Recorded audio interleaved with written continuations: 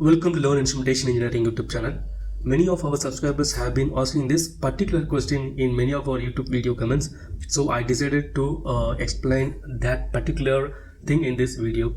So basically, what is a faceplate in DCS? What are the important parameters and settings available in faceplates and its tuning plate as well?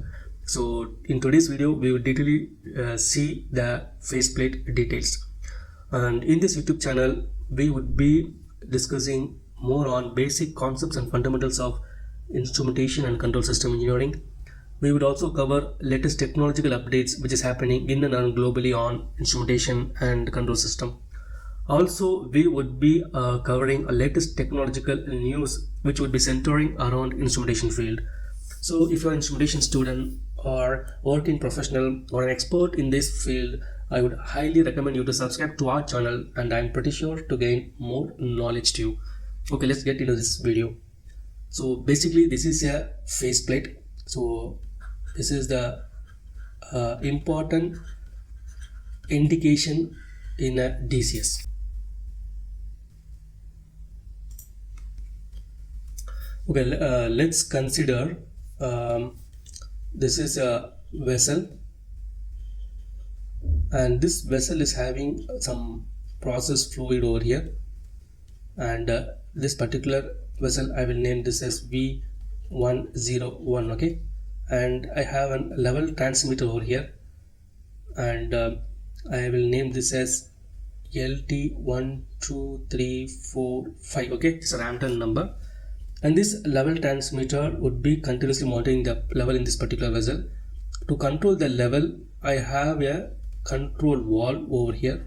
Okay, so this control valve would be controlled by this level transmitter through an LIC. okay, so this LIC would be 1 2 3 4 5, and randomly I'll give this tag number for level control was LCV 1 2 3 4 5. okay, so this is just an example. That is a vessel over here which is getting some process fluid, and we are controlling this particular vessel level through this level transmitter. This level transmitter is getting into DCS indication and is having a PID controller, and it gives the manipulator variable to the level control valve so that the process fluid inside the level and in the vessel can be controlled. Now this particular LIC 1 2 3 4 5, okay, this is a level transmitter in the field. It is just giving an indication and sending 400 milliamp signal to the control room. And when you want, if you wanted to see how this LIC 1 2 3 4 5 will look, you have to see this faceplate. So in the DCS graphics, you can see this faceplate as LIC 1 2 3 4 5. So this is pure an example. Don't see this number as a real number. So first thing what you have to see in the faceplate is the tag number. The tag number should exactly match correctly as per the PNID and the graphics. And what does the green symbol indicate here? The particular level transmitter is healthy. Okay. Next, this particular level transmitter controller is in auto mode. So there are two modes. We know auto mode, manual mode, cascade mode, and there are different modes. And this particular level transmitter is in auto mode. And NR, what is basically NR? It is normal. There is no alarm in this faceplate. Okay, so if there is any wire break or any issues in this particular level indication controller, we will get here some alarms, and that alarms and control room operator has to take action on this particular alarm. So currently now it is healthy. NR means it's normal. Now this particular level transmitter or level indication controller is having some indication. So it is showing 4.9% physical level in the vessel. And what do you mean by this SV? So this is PV is a process variable, real-time level indication. SV is a set value. So control room operator has given 9.0% as set value. So the vessel should be always kept at 9% level. This is a set point. Okay. And what is basically MB? This is a manipulator variable. So depending upon the set point, it should generate the MV to the control valve. And here, this is the next column is a scale. So this is basically the scale of the particular faceplate, 0 to 100%. This is the open condition of the control valve, and this is the closed condition of the control valve. Currently the indication here is green color, so this is a 4.9% process variable, and the set value they kept here is 9.0%.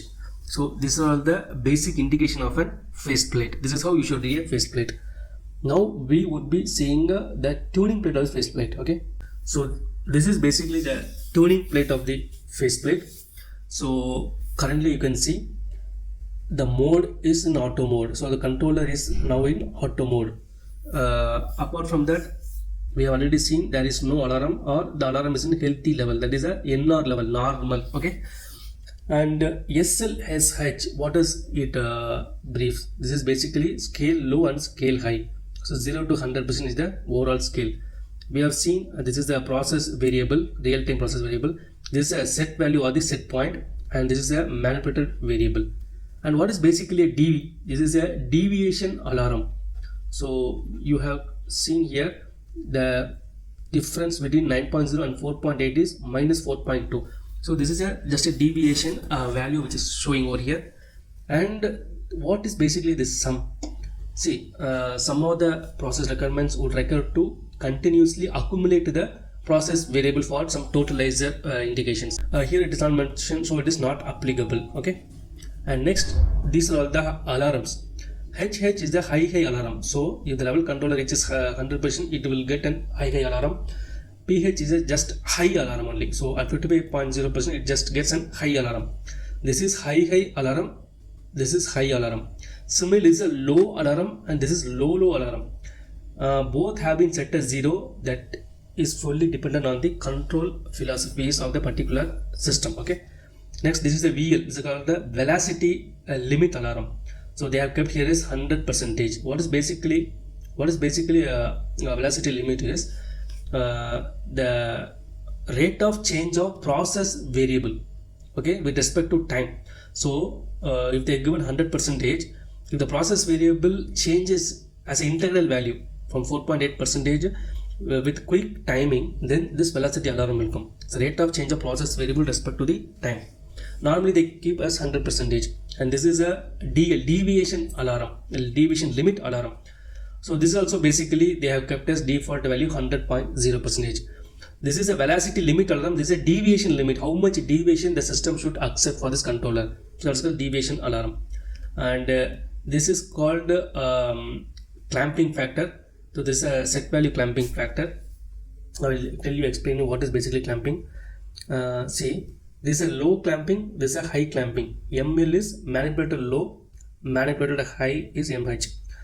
For example, if I will give here the value as 50%, what does it mean? For example, this valve is air to close. Okay, if I will do 50%, this valve will get saturated 50% travel itself.